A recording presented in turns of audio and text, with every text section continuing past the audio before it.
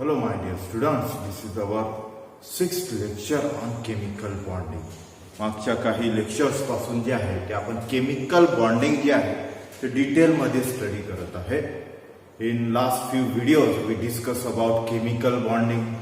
Then there is the first type of chemical bond, that is ionic bond, and another one covalent bond. हे सुद्धा आपण तिथे discuss केलं आणि हे डिस्कस करत असताना तिथे दी थेअरी ऑफ व्हॅलन्स जी प्रपोज केली होती लुईसने, त्यामध्ये आपण हे पाहिलं की ही जी थेअरी आहे it is based on octet rule. लुईसने जो आहे तो ऑक्टेट रूल जो आहे तो प्रपोज केला होता आणि ऑक्टेट रूल्स मध्ये त्यांनी हे सांगितलं होतं की प्रत्येक ॲटम जो आहे एलिमेंटचा तो त्याच्या व्हॅलन्स शेल मध्ये 8 इलेक्ट्रॉन जो आहे तो आणण्याचा तिथे प्रयत्न करतो, बाय डोनेटिंग इलेक्ट्रॉन और बाय गेनिंग इलेक्ट्रॉन और by sharing electron to acquire a electronic configuration of its nearest inert gas. हे ऑक्टेट रूल मध्ये आपण जे आहे ते पाहिलं होतं. सो हे डिटेल मध्ये एक्सप्लेन केलेला आहे आपला जो व्हिडिओ आहे ऑक्टेट रूलचा त्यामध्ये. ठीक आहे. सो या ऑक्टेट रूलचे जे आहेत काही लिमिटेशन्स आहेत. ऑक्टेट रूल काय सांगत होता, इन शॉर्ट जर पाहिलं तर फॉर स्टॅबिलिटी प्रत्येक ॲटमच्या व्हॅलन्स शेल मध्ये जे आहे ते 8 इलेक्ट्रॉन जे आहेत ते प्रेझेंट पाहिजे. There is a requirement of 8 electron in valence shell for greater stability. So ही स्टॅबिलिटी आणण्याचा प्रत्येक ॲटम जो आहे तो प्रयत्न करतो बाय डोनेटिंग इलेक्ट्रॉन और बाय गेनिंग इलेक्ट्रॉन और बाय शेअरिंग इलेक्ट्रॉन. सो हा रूल जो आहे हा फॉलो करून कंपाऊंड्स जे आहेत ते फॉर्म होतात. म्हणजेच काय तर तो पर्टिक्युलर ॲटम जो आहे तो स्टेबल होतो, असा तो कन्सेप्ट जो लुईसने सांगितला होता. But there are some limitations. यामध्ये काही लिमिटेशन्स ज्या आहेत त्या पाहायला भेटत आहे. त्यापैकी फर्स्ट लिमिटेशन जी आहे ती ही आहे की ऑक्टेट रूल जो आहे, first limitation octet rule does not explain, octet rule does not explain the stability. Octet rule does not explain the stability of some molecules. Octet rule जो आहे it is failed to explain the stability of some molecules, some compounds. काही compounds किंवा त्याचे molecules हे अशा पद्धतीने form झालेले आहेत की त्यामध्ये ऑक्टेट रूल जो आहे तो फॉलो होताना आपल्याला तिथे दिसत नाहीये, तरी सुद्धा ते कंपाऊंड जे आहेत ते स्टेबल आहेत. ऑक्टेट रूल नुसार काय पाहिजे तर एखादा मॉलिक्यूल जेव्हा फॉर्म होतो तेव्हा त्यामधील जे ॲटम्स आहेत ते acquire A stable electronic configuration which is similar to the electronic configuration of its nearest inert gas.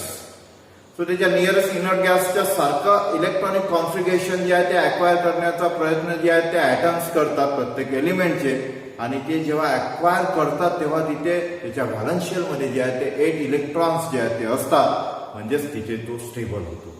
हा ऑक्टेट रूल आहे.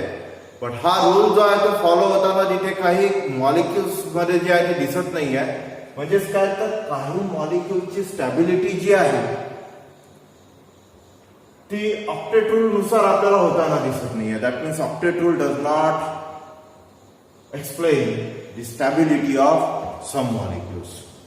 काही मॉलिक्युल्स जे आहेत तिथे ते फॉर्म होताना त्यामध्ये जे सेंट्रल ॲटम आहेत त्यांचं ऑक्टेट जे आहे ते कम्प्लीट झालेलं दिसत नाही आहे आपल्याला, किंवा ऑक्टेट रूल जो आहे तो फॉलो करताना दिसत नाही आहे, तरी सुद्धा ते मॉलिक्युल्स मधले जे ॲटम्स आहेत ते स्टेबल आहेत. हे आपल्याला पाहायला मिळते. त्यासाठी बेस्ट एक्झाम्पल जर आपण जर पाहिलं, example like PCl5, BeCl2, SF6, हे काही एक्झाम्पल्स आहेत जिथे ऑक्टेट रूल फॉलो होताना दिसत नाहीये. That means octet rule fails to explain the stability of these molecules, but yet these are stable. Molecules like PCl5, BeCl2 और SF6 जे आहे हे जर आपण जर पाहिले तर हा ऑक्टेट रूल जो आहे, why it is failed to explain the stability of these molecules, तर त्यामागे काही आपल्याला कारण दिसतात. त्यापैकी फर्स्ट जे रिझन जे आहे ते म्हणजे incomplete octet. Second one is यांच्यामधील काही कंपाऊंड मध्ये आपल्याला एक्सपांडेड ऑक्टेट दिसते. दॅट मीन्स 8 पेक्षा जास्त इलेक्ट्रॉन जे आहेत ते सेंट्रल ॲटमच्या व्हॅलन्स शेल मध्ये आपल्याला प्रेझेंट असलेले दिसते. Third thing is odd electrons, odd number of electrons. So octet rule जो आहे, it does not able to explain the stability of these type of compound. त्याच्या मागचे रिझन काय, तर एक तर या कंपाऊंड मध्ये असलेल्या सेंट्रल ॲटमचं जे ऑक्टेट आहे ते इनकम्प्लीट असू शकते, किंवा ते एक्सपांडेड ऑक्टेट असू शकते, किंवा मग ऑड नंबर ऑफ इलेक्ट्रॉन जे आहेत ते त्याच्यामध्ये प्रेझेंट असू शकतात. या तीन पैकी एका रिझन मुळे जे आहे की तिथे मॉलिक्युलची स्टॅबिलिटी जी आहे ती ऑक्टेट रूल नुसार जे आहे ते आपल्याला तिथे जे आहे ते एक्सप्लेन करता येत नाही. ती का करता येत नाही हे आपण वन बाय वन तिथे पाहू. सो फर्स्ट काय दिलेलं आहे, तर इनकम्प्लीट ऑक्टेट. इनकम्प्लीट ऑक्टेटचं मिनिंग काय होतं की कंपाऊंड तर फॉर्म होत आहे, बट त्या कंपाऊंड मध्ये, त्या मॉलिक्यूल मध्ये असलेला जो काही सेंट्रल ॲटम आहे, तो सेंट्रल ॲटम जेव्हा अदर ॲटम सोबत कंबाईन होतो तेव्हा त्याच्या व्हॅलन्स शेल मध्ये तो मॉलिक्यूल फॉर्म होत असताना 8 इलेक्ट्रॉन्स जे आहेत ते तिथे आपल्याला दिसणार नाही, त्याच्यापेक्षा कमी इलेक्ट्रॉन्स जे आहेत ते प्रेझेंट दिसतील, बट मॉलिक्यूल जो आहे तो फॉर्म होतो. म्हणून अशा टाईपच्या ऑक्टेटला आपण काय म्हणणार तिथे, तर incomplete octet. One by one अशा टाईपचे मॉलिक्युल्स जे आहेत ते आपण इथे पाहू. So first one is molecules with incomplete octet. पहिला आपण पाहणार आहे molecules with incomplete octet.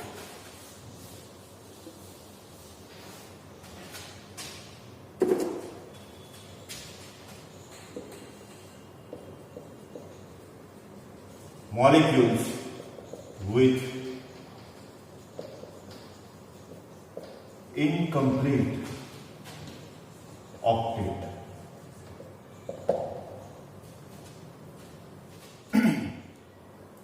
For example, compounds like LiCl, BeCl2, BF3. हे मॉलिक्युल्स जर आपण जर पाहिले, हे जर कंपाऊंड आपण इथे जर पाहिले, तर in case of LiCl, Li is the central atom. In case of BeCl2, Be is the central atom of this molecule or this compound. In case of BF3, B is the central atom of this molecule.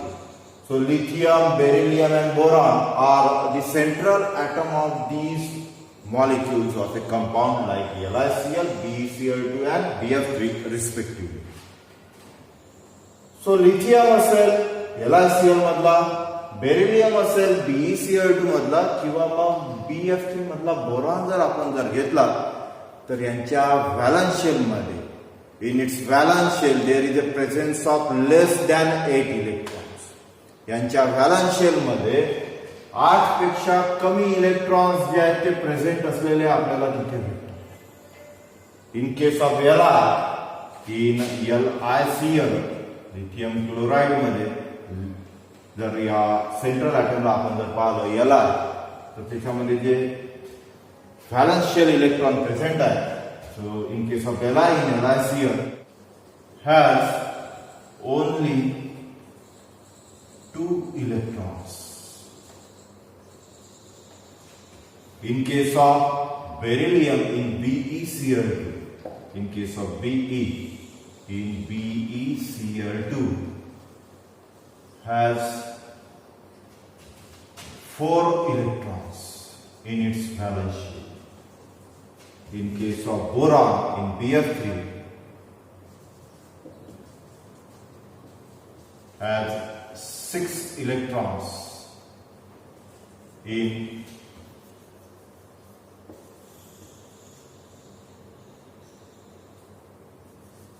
6 electrons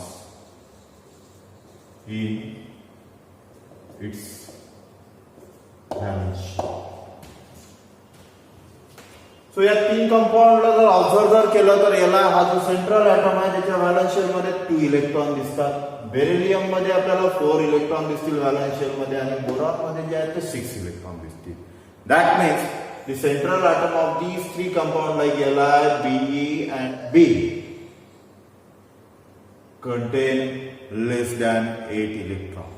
That means they have incomplete octet, but yet they are stable. Incomplete octet दिसत आहे. 8 पेक्षा कमी electron जे आहेत ते valence shell मध्ये दिसतात त्यांच्या सेंट्रल ॲटम मध्ये, तरीही हे मॉलिक्युल्स जे आहेत ते स्टेबल आहे. सो या केस मध्ये ऑक्टेट रूल जो आहे तो फेल ठरतो to explain the stability of molecules like LiCl, BeCl2 or BF3 because of incomplete octet. Now, in case of expanded octet, in case of molecules with expanded octet, जर आपण जर पाहिलं molecules with expanded octet, molecules with expanded octet. Examples आपण इथे घेऊ. For example, molecule like SF6, molecule like PCl5, or molecule like sulfuric acid H2SO4. हे molecule जर आपण जर इथे जर पाहिले तर यांच्यामध्ये आपल्याला काय दिसते, तर यांचे जे सेंट्रल ॲटम्स आहेत like sulphur in SF6, phosphorus in PCl5 and sulphur again in case of H2SO4 that is sulphuric acid.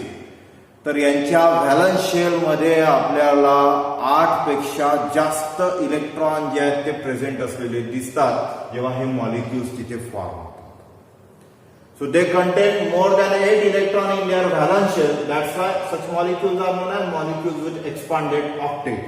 म्हणजे ऑक्टेट रूल जो आहे तो तिथे फेल ठरत आहे to explain the stability of such compound only because of their central atom contain expanded octet. म्हणजे असा octet ज्याच्यामध्ये 8 पेक्षा जास्त इलेक्ट्रॉन प्रेझेंट आहे. तरी सुद्धा तिथे हे मॉलिक्युल्स कसे आहेत, स्टेबल आहेत. त्याचं स्ट्रक्चर जर पाहिलं तर in case of SF6 sulphur जो आहे त्याच्या व्हॅलन्स शेल मध्ये असलेले 6 इलेक्ट्रॉन जे आहेत ते या 6 फ्लोरीन ॲटम सोबत जो आहे तो शेअर करतो. 1 electron each to each fluorine atom तिथे तो शेअर करतो आणि आपल्याला SF6 मॉलिक्यूल जो आहे तो इथे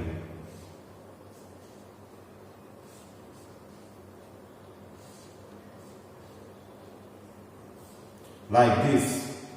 By sharing 1 electron each to each fluorine atom, sulfur forms 6 single covalent bond. Sulfur चे स्वतःचे 6 इलेक्ट्रॉन 1, 2, 3, 4, 5, 6 आणि शेअर केलेले 6 इलेक्ट्रॉन फ्लोरीनचे असे total 1, 2, 3, 4, 5, 6 that means 6 plus 6 12 electrons. So in the formation of SF6 molecules, sulfur जो आहे त्याला आपण इथे जर ऑब्झर्व जर केले तर त्याच्या व्हॅलन्स शेल मध्ये त्याचे स्वतःचे 6 इलेक्ट्रॉन आहेत आणि शेअर केलेले 6. That means there is a presence of 6 pairs of electrons. 6 pairs of electron जे आहेत ते इथे आहेत म्हणजे 12 electron. That means greater than 8 electron present in its valence shell when there is a formation of sulfur hexafluoride, that is SF6. So expanded octets है एक best example. Same in case of PCl5. PCl5 मध्ये जर पाहिलं तर phosphorus जो आहे त्याच्या valence shell मध्ये 5 इलेक्ट्रॉन प्रेझेंट आहेत आणि ते 5ही इलेक्ट्रॉन जो आहे फॉस्फरस 1 इलेक्ट्रॉन ईच असा तो शेअर करत आहे with chlorine atom. 5 chlorine atom सोबत एक इलेक्ट्रॉन जो आहे तो तिथे तो शेअर करतो आणि आपल्याला PCl5 असं कंपाऊंड जो आहे तो इथे फॉर्म होताना दिसतो. PCl5 So there is a formation of 5 single covalent bond. That means there is a sharing of 5 pairs of electrons for formation of PCl5 in between phosphorus and Cl. phosphorus आणि Cl मध्ये 5 Cl atoms मध्ये 5 electron pair जे आहेत त्या share झालेल्या आपल्याला तिथे दिसतात. 5 इलेक्ट्रॉन पेअर्स आहेत, that means 10 electrons totally. So that means greater than 8 electron in case of central atom of phosphorus. That's why it is also the example of expanded octet. 8 पेक्षा जास्त इलेक्ट्रॉन प्रेझेंट आहेत central item मध्ये, तो show करत आहे bye sharing तिथे more than 8 electron. तरी सुद्धा तो कंपाऊंड कसा आहे, स्टेबल आहे. म्हणजे इथे सुद्धा ऑक्टेट रूल जो आहे तो फेल ठरत आहे to explain the stability of such molecule like PCl5. Same in case of H2SO4. H2SO4 म्हणजे सल्फ्युरिक ऍसिड, त्याचा सेंट्रल ॲटम आहे सल्फर. सल्फर जर पाहिला तर सल्फरच्या व्हॅलन्स शेल मध्ये 6 इलेक्ट्रॉन्स आहेत. There is a presence of 6 electron आणि या 6 इलेक्ट्रॉन ला तो शेअर करतो. कोणासोबत शेअर करतो तर ऑक्सिजन सोबत. 4 ऑक्सिजन जे आहे ते तिथे बॉन्ड फॉर्मेशन करतात सल्फर सोबत. Out of 4 oxygen atom, 2 oxygen atom form double covalent bond with sulfur and 2 oxygen atom form single covalent bond, and these oxygen atom form a single covalent bond with hydrogen also. So H2SO4 चं हे structure. Central item आहे sulphur. Number of electron pairs जर आपण major जर केल्या इथे तर आपल्याला तिथे काय दिसते, तर सल्फर जो आहे 1 2 3 4 5 6 इलेक्ट्रॉन पेअर्स जे आहेत ते तिथे फॉर्म झालेले आपल्याला तिथे दिसतात. That means 12 electrons. That means by sharing sulphur ॲटमच्या व्हॅलन्स शेल मध्ये किती इलेक्ट्रॉन्स तिथे प्रेझेंट आहेत. In case of sulfur in H2SO4, so there is a presence of 12 electrons. That means more than 8 electrons. So in this way, here in case of sulfuric acid, in case of sulfur जर पाहिलं तर 12 electrons जे आहेत ते आपल्याला त्याच्या valence shell मध्ये जे आहेत ते तिथे दिसतात. So that means expanded octet तिथे प्रेझेंट आहे. सो या केस मध्ये सुद्धा ऑक्टेट रूल जो आहे तो फेल ठरत आहे, कारण ऑक्टेट रूल नुसार 8 इलेक्ट्रॉन असेल तरच तो स्टेबल असतो. But here the presence of 12 electron in the central atom that is in sulphur, तरी सुद्धा H2SO4 कसा आहे, एक स्टेबल मॉलिक्यूल आहे, एक स्टेबल कंपाऊंड आहे. So this is the reason. Only due to that octet rule is not able to explain the stability of some molecules like SF6, PCl5, H2SO4 in case of expanded octet. Now, the third reason, that is odd electrons. So third one, that is odd electron molecules. There are some molecules like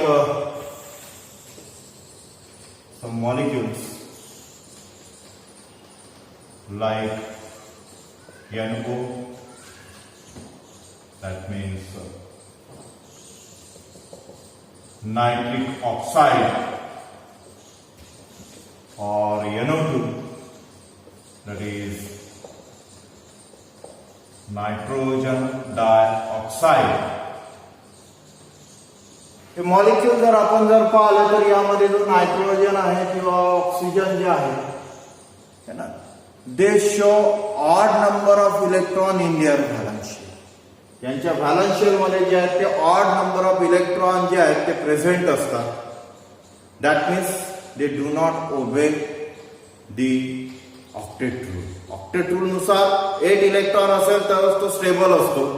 but यांच्यामध्ये odd number of electrons आपल्याला दिसतात तरीही ते stable आहे. म्हणजे या केसमध्ये सुद्धा, म्हणजे ऑड इलेक्ट्रॉन मॉलिक्युल्स मध्ये सुद्धा ऑक्टेट रूल जो आहे तो फेल आहे.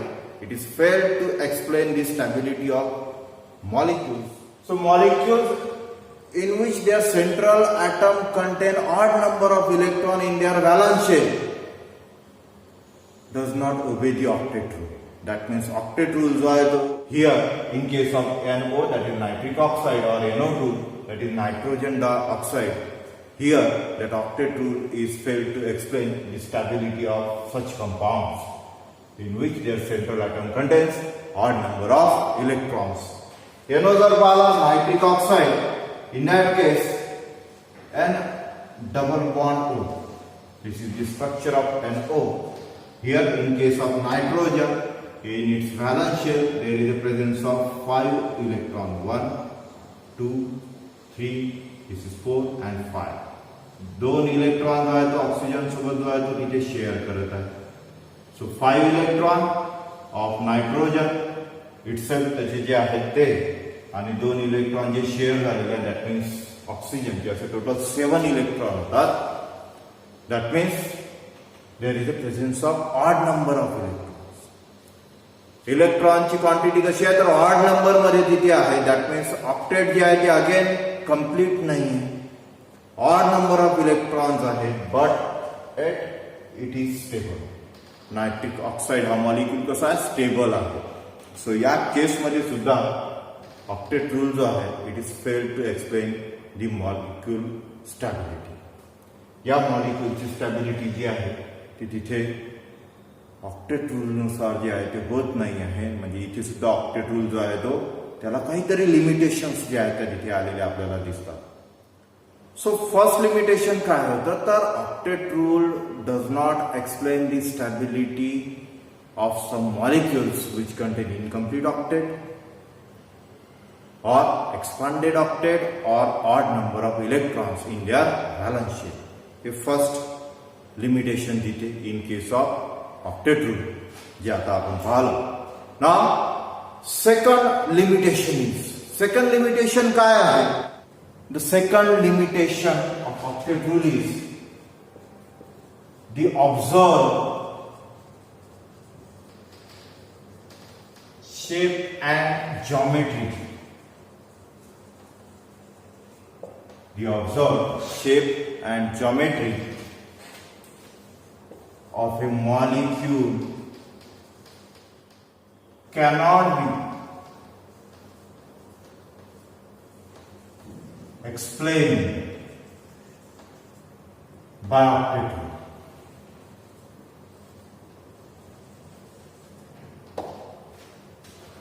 जे मॉलिक्युल्स फॉर्म होतात त्यांचा जो काही शेप आहे किंवा जी जॉमेट्री आहे, that geometry and shape of the molecules जे काही तिथे आपल्याला दिसत आहेत ते मॉलिक्युल्सचे जे काही शेप आहेत किंवा जी काही जॉमेट्री आहे ऑक्टेट रूल यूज करून जे आहे ते आपल्याला तिथे एक्सप्लेन करता येत नाही. दॅट मीन्स ऑक्टेट रूलचा यूज करून आपल्याला एखाद्या मॉलिक्यूलची जॉमेट्री कशी आहे, त्याचा शेप कसा आहे, वेदर इट इज टेट्राहायड्रल और ऑक्टाहायड्रल इन शेप और बायपिरामिडल इन शेप, हे ऑक्टेट रूल यूज करून जे आहे ते आपल्याला तिथे एक्सप्लेन करता येत नाही. That means this is another limitation of octet rule. This is another limitation of octet rule. Third limitation आपण इथे जर पाहिली in case of octet rule तर ती ही आहे की ऑक्टेट रूल जो आहे it is failed to explain the difference in the energies of molecules. Molecules मध्ये असलेल्या एनर्जीजचा डिफरन्स जो आहे तो ऑक्टेट रूल यूज करून जे आहे ते तिथे सांगता येत नाही. जरी त्या मॉलिक्युल्स मध्ये जे कोव्हॅलंट बॉन्ड फॉर्म झालेले आहेत ते आयडेंटिकल मॅनर मध्ये फॉर्म झालेले असतील, सेम टाईपचे कोव्हॅलंट बॉन्ड सेम मेथडनी ते फॉर्म झालेले असतील, तरी सुद्धा त्या मॉलिक्युल मध्ये एनर्जीचे जे काही डिफरन्सेस आहेत ते तिथे एक्सप्लेन करता येत नाही बाय युझिंग ऑक्टेट रूल. तो सिंपल असं स्टेटमेंट आहे, सिंपल असं लिमिटेशन आहे, that is octet rule fails to explain the difference in energies of molecules though all the covalent bonds are form in identical manner, that is by sharing of electron. Same manner मध्ये तिथे covalent bond form झालेले आहेत, by sharing electrons तिथे covalent bond form झालेले आहेत, तरी त्या molecule मध्ये डिफरन्स इन एनर्जीज जे आहे ते आपल्याला फाइंड आउट करता येत नाही बाय युझिंग ऑक्टेट रूल. एक महत्वाचं असं हे लिमिटेशन. अगेन हा जो रूल आहे, it is failed to explain the difference in reactivities of different molecules. हा रूल यूज करून जे आहे ते आपल्याला इथे तो जो मॉलिक्यूल आहे त्याची रिॲक्टिव्हिटी कशी आहे, वेगवेगळ्या मॉलिक्यूल सोबत तो कसा रिॲक्ट होत आहे, how it is differently react with different molecules, he property सुद्धा त्या मॉलिक्युल्सच्या बाबतीत ऑक्टेट रूल वरून आपल्याला जे आहे ते सांगता येत नाही. That means this is another limitation of this rule, that is octet rule. So these are some limitation in terms of octet rule. हे काही लिमिटेशन्स आहेत ऑक्टेट रूल यूज करण्यामध्ये.